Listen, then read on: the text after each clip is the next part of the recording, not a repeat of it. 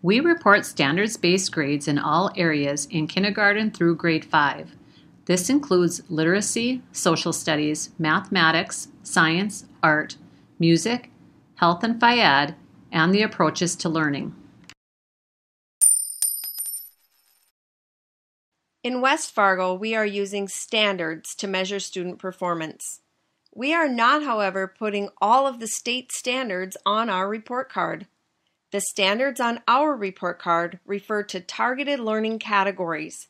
They are aligned to our instructional plan, our curriculum, which is of course aligned to the adopted state standards. Rather than reporting on each individual standard, which can be a daunting task, we are reporting on these targeted learning categories aligned to instructional research and best practices. We elected to report grades using a simple 1, 2, 3, 4 system rather than a complicated code. We thought this would be easier for parents to interpret and easier for us to manage. We purposely do not have a 5-point scale with a middle score. We are working to move away from the bell-shaped curve in both our assessment and in our student performance. We used to believe that student achievement was distributed normally, that some students would learn little, the mass of students would learn quite a bit, and then some students would learn a whole lot. Now we're understanding that ability doesn't define whether a child can learn. It really defines how much time it might take them and what kind of instruction they might need. So when you think about grades, they're not really distributed in a normal distribution, with just a few A's and a few B's and lots of C's and so forth. We know now that if we do a good job of managing instruction and time, that we can get the majority of our students to perform at high levels on most of what we teach in school. So the old grading system of A, B, C, D, F is not as well suited to what we're trying to accomplish now. Rather, a standards-based report system is more valid, where we can conceivably have all students achieving at a very high standard. So that's why we're transitioning in that direction. As a guideline, students who are meeting expectations will receive a score of 3. Students who are closely approaching the mark will receive a score of 2. Those significantly below expectations will receive a score of 1. Students who are greatly exceeding expectations, often a full grade level above, will receive a score of 4. The 4 is not equivalent to an A. The vast majority of our students will receive 3s, which is great. It means that our instruction and curriculum is working to help them make educational gains. Students who are in special programs may receive an asterisk on their report card. This is our legal way of indicating that a student's curriculum has been modified significantly to the point that they are no longer working on the standards expected at that grade level. When an asterisk is used on the report card, it is accompanied by a standard legal statement in the comment section. We are not allowed to note on a report card that a student is in special education or other special services. In order to utilize an asterisk, the student needs to be receiving special services of some kind. This can include special education, alternate core, well below grade level, ELL, or title reading. A classroom teacher often provides many accommodation in his or her classroom. As long as a student is working on grade level standards, no asterisk is needed. Grades for students in alternate cores or special programs are made in collaboration with the specialists. They help determine whether the student should receive an asterisk with a 3, meaning they are meeting their adjusted learning targets, or an asterisk with a 2, meaning they are making progress toward the learning targets as specified. The asterisk is not available with a 1. Students who are not making progress can simply be indicated with a 1, and special programming should be adjusted so that they are at least making progress toward a goal. We continuously move the target, so if students continue to attain it, they are doing exactly what we expect.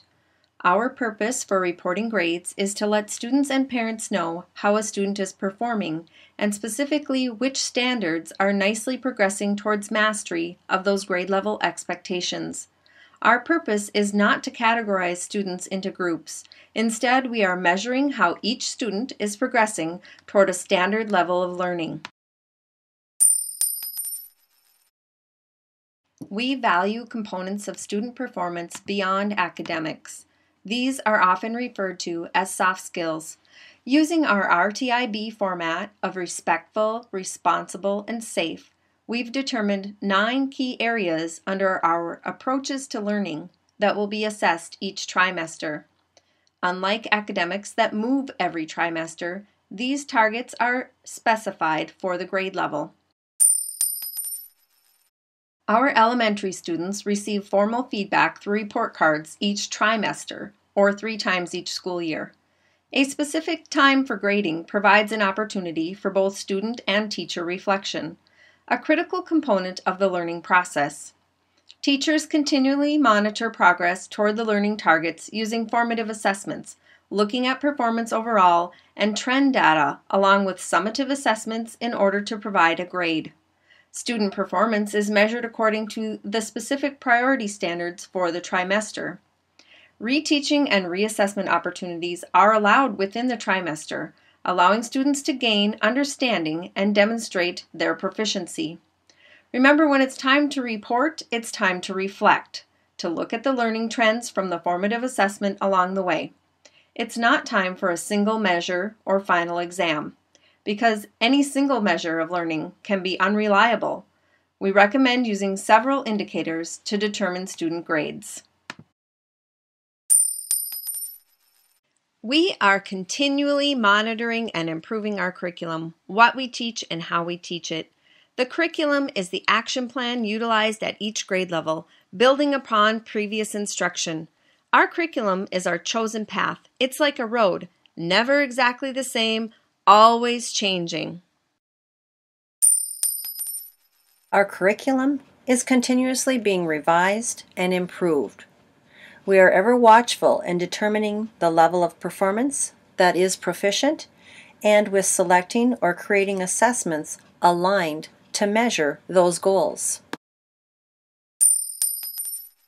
Introducing new strategies and resources to increase active student engagement and authentic learning is part of the continuous cycle of improvement. Our focus is on research-based instruction and best practices.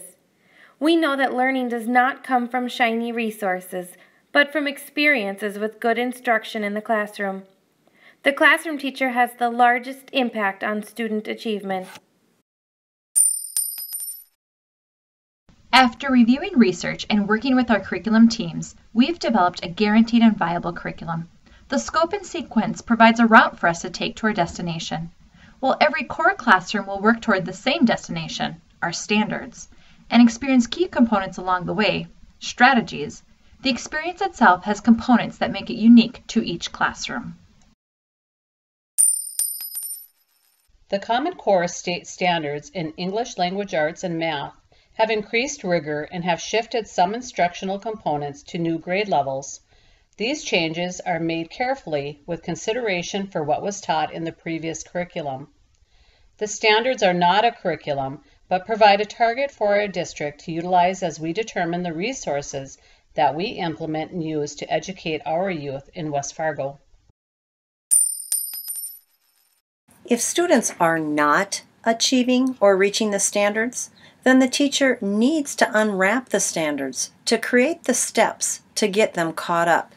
Think about what needs to come before certain skills in order for kids to be successful. Break down those complex skills and strategies into smaller instructional units so the learning is in smaller chunks. Our guaranteed and viable curriculum identifies the standards that are prioritized for each grade level and each unit of study. Remember that the resources that we provide are like the vehicle that you drive on the highway, but you are still in the driver's seat, determining when cruise control is on or when the road is icy and you need to be more alert to the possible hazards that are coming. The standards define the critical knowledge and skills that a student should acquire at each grade level.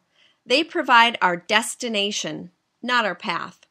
A movement towards standards-based education in the United States began in 1984 when districts began determining individual standards or outcomes for students in each grade level. The state of North Dakota began adopting statewide standards beginning in the early 1990s. The Common Core state standards in English language arts and math were finalized in 2010 and adopted in North Dakota in 2011. The state is currently discussing the adoption of the Next Generation Science Standards, a set of national standards for science that was finalized in 2013. We are changing our grading system to align with the instructional system that we've been working to implement for the last decade or even longer. The most effective grading practices provide accurate, specific, and timely feedback designed to improve student performance. You, our teachers, are utilizing effective instructional strategies and best practices in our classrooms. This includes the use of frequent formative assessment. Formative assessments are not meant or designed to be averaged to compute a final grade. Calculating traditional letter grades can take valuable time away from meaningful planning, reflection, and timely feedback. Think about checking a student's ability to blend short vowel words. You check that 8 times throughout the trimester in different ways. At the beginning of the trimester, the child was only able to blend 3 out of 8 words on the first 2 check-ins. On the next 3 check-ins, the student was able to read 5 out of 8 words. At the end of the trimester, that child was able to read 8 out of 8 words. If these scores were averaged, the student would likely get a C. However, by looking at how this student has grown over the trimester, she really has mastered the standard that we intended her to learn. By the end of the trimester, she has shown mastery of this target and deserves a 3 more than a C. With standards-based assessment and grading, we can align our curriculum to expectations and provide meaningful feedback regarding student performance.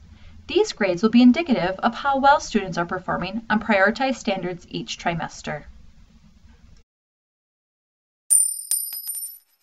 The grades that are assigned to each academic standard, as defined by our curriculum committee, will be only about student knowledge and performance, what they know and are able to do. They will not factor in whether or not the student has been late with several assignments. They will not factor in bonus points for doing an extra assignment. They will not factor in old grades from the beginning of the trimester, but instead what the student has shown mastery in. Our teacher leadership team has laid a good foundation for this change. We are making shifts in our instructional practice, using more and more formative assessments that provide accurate, specific, and timely feedback. Formative assessment is the driving force of a meaningful PLC, and we've made nice strides in that direction as a district. We want our feedback to have an impact on student performance so that all of our students can be successful. We are here to help you with this change, offering additional resources to help you with the logistics, and we are always here to answer your questions. Remember that standards-based grading is connected to what happens every day in your classroom. When it's time to report a grade for a student, it's time to look in the rearview mirror to see how the student has progressed. It doesn't matter if he or she wasn't on the same path when the trimester began. It doesn't matter if they had a few fender benders along the way, or even if they had a flat tire. The only thing that matters is whether or not they have arrived at the destination when it's time to report. If they are almost there, they are likely to have a 2. If they have arrived, no matter the path, they have achieved a 3. Assigning standards-based grades is a reflective practice, one that helps you as a teacher determine the best path to take as you embark on the next trimester.